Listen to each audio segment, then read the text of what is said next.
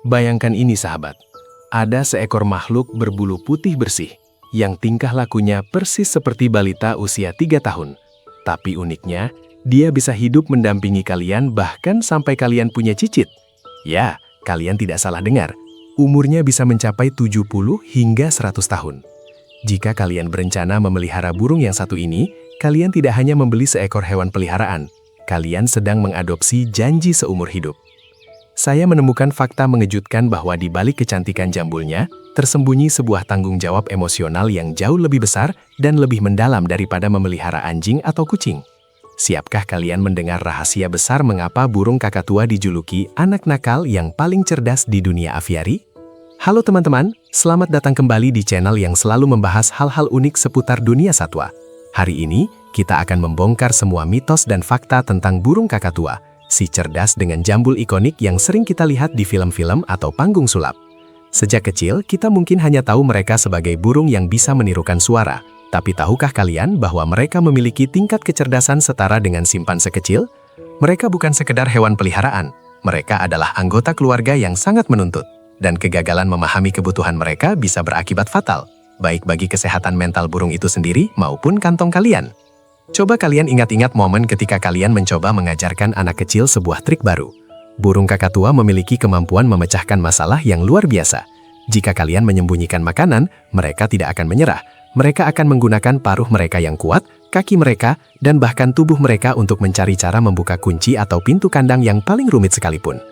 Kecerdasan adaptif inilah yang membuat mereka begitu mempesona, tetapi sekaligus menjadi pedang bermata dua bagi para pemilik yang tidak siap menghadapi otak jenius ini di rumah mereka. Faktor usia mereka yang panjang harusnya menjadi pertimbangan utama teman-teman. Banyak orang membeli kakatua muda dengan asumsi itu adalah komitmen jangka pendek. Padahal, ini adalah investasi waktu dan emosi untuk setidaknya setengah abad. Jika kalian berusia 30 tahun saat mengadopsinya, kemungkinan besar burung itu masih akan sehat dan hidup ketika kalian berusia 80 tahun. Ini berarti kalian harus membuat rencana warisan untuk burung tersebut, memastikan ada anggota keluarga lain yang bersedia dan mampu melanjutkan perawatan yang intensif. Kita harus mulai bicara jujur tentang sisi gelap dari memelihara kakatua, teriakan mereka yang memekakan telinga. Bagi banyak orang, teriakan keras kakatua hanyalah berisik, padahal itu adalah sinyal darurat yang paling intens. Teriakan itu adalah teriakan minta tolong. Mereka adalah spesies koloni di alam liar, dan jika mereka merasa ditinggalkan atau sendirian, insting mereka mengatakan bahwa mereka akan mati di mangsa.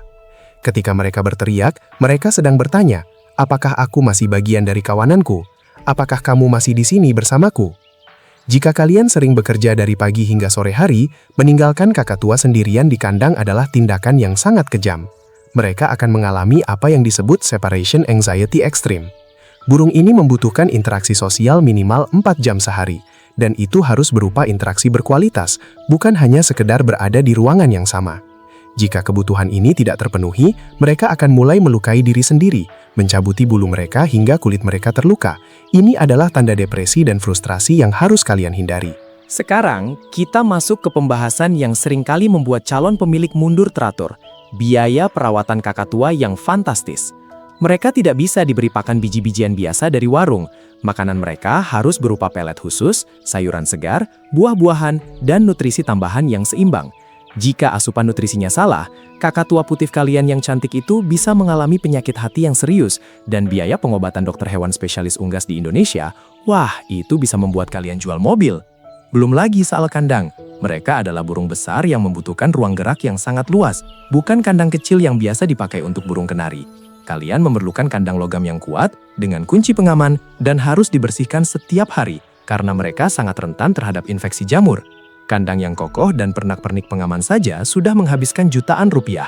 Dan ingat, mereka suka merusak mainan, jadi mainan harus diganti secara berkala. Tapi, mengapa begitu banyak orang yang rela berkorban demi makhluk yang begitu mahal dan menuntut ini? Jawabannya ada pada ikatan emosional yang mereka berikan. Ketika kakatua sudah benar-benar terikat dengan kalian, mereka akan menunjukkan kasih sayang yang luar biasa. Mereka akan menjadi bayangan kalian, mengikuti kemanapun kalian pergi, dan bahkan mencoba menyuapi kalian dengan makanan yang mereka kunyah. Tingkat kesetiaan ini yang membuat hati kita luluh dan membuat semua pengorbanan itu terasa sepadan. Di antara berbagai jenisnya, kakatua jambul kuning atau sulfur crested kakatu adalah yang paling ikonik. Jambul kuning mereka adalah barometer emosi yang sangat akurat. Jika jambulnya tegak lurus ke atas seperti kipas, itu bisa berarti dua hal ekstrim. Mereka sangat bersemangat dan senang, atau sebaliknya, mereka merasa terancam dan siap untuk menyerang. Kalian harus belajar membaca bahasa tubuh mereka dari ujung paruh hingga jentikan kakinya. Lalu ada kakak tua putih, atau umbrella kakatu, yang terkenal dengan kepintaran bicara dan kecintaannya pada pelukan. Mereka secara fisik memang terlihat seperti awan putih yang lembut, tapi jangan terkecoh, mereka punya paruh yang mampu mematahkan jari manusia dewasa.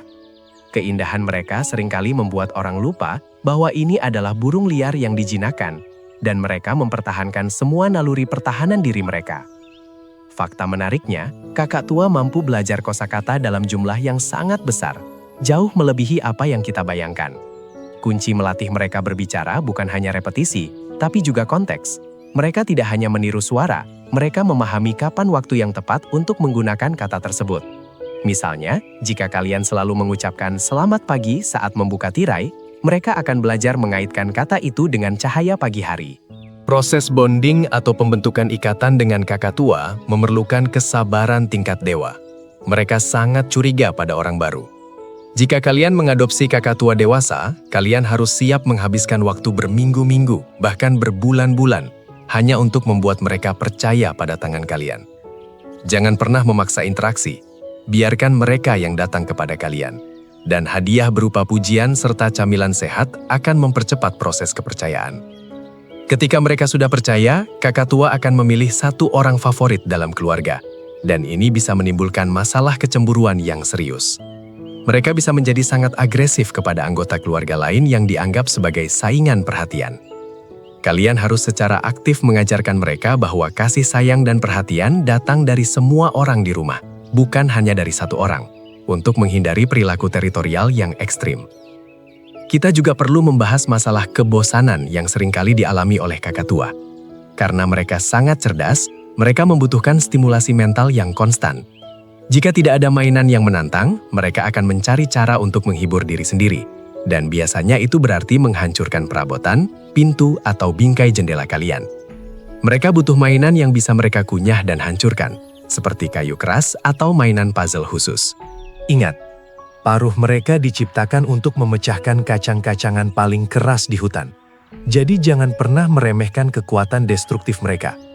Jika kalian sedang berinteraksi dan tiba-tiba mereka menggigit, itu seringkali bukan karena kebencian, melainkan karena salah komunikasi, atau mereka sedang mencoba menguji batas kalian. Reaksi yang tenang dan tegas tanpa berteriak adalah kunci untuk mengelola gigitan tersebut. Penting sekali sahabat, untuk membedakan antara memiliki kakak tua dan menyelamatkan kakak tua. Banyak sekali kakak tua yang berakhir di tempat penampungan karena pemiliknya tidak tahan dengan tingkat kebisingan atau tuntutan emosional mereka. Sebelum kalian memutuskan membeli atau mengadopsi, pastikan kalian benar-benar siap untuk menghadapi komitmen yang setara dengan membesarkan seorang anak yang tidak pernah beranjak dewasa. Mereka adalah master manipulasi. Jika mereka tahu bahwa teriakan keras akan menghasilkan perhatian dari kalian, bahkan jika itu adalah perhatian negatif berupa omelan, mereka akan terus melakukannya. Kita harus menjadi pemilik yang lebih cerdas daripada burung kakak tua kita. Abaikan teriakan yang tidak beralasan dan hadiahi mereka dengan perhatian instan saat mereka tenang dan bermain sendiri dengan baik. Ini adalah seni manajemen perilaku. Akhirnya, kita harus memahami bahwa keberadaan burung kakak tua di rumah kita adalah sebuah kehormatan besar. Mereka membawa kehidupan, keceriaan, dan kekacauan yang terorganisir. Jika kalian memutuskan untuk melangkah ke dunia ini, kalian akan mendapatkan teman yang paling setia, yang akan menari gembira saat kalian pulang, dan yang akan memanggil nama kalian dengan suara yang sangat mirip dengan suara kalian sendiri. Mereka benar-benar unik. Jadi, teman-teman, merawat kakak tua adalah maraton emosional, bukan lari cepat. Ini membutuhkan dedikasi, dompet yang tebal, dan yang paling penting, hati yang sangat lapang. Semoga cerita dan fakta yang saya bagikan ini bisa membuka mata kalian tentang betapa luar biasanya makhluk ini. Kalau kalian tergerak dan merasa informasi ini penting, jangan lupa berikan jempol kalian untuk video ini, tinggalkan komentar di bawah tentang kakak tua jenis apa yang paling kalian sukai, Dan yang paling utama, pastikan kalian sudah klik tombol subscribe dan nyalakan lonceng notifikasinya agar kita bisa terus berbagi cerita menarik lainnya. Sampai jumpa di video berikutnya.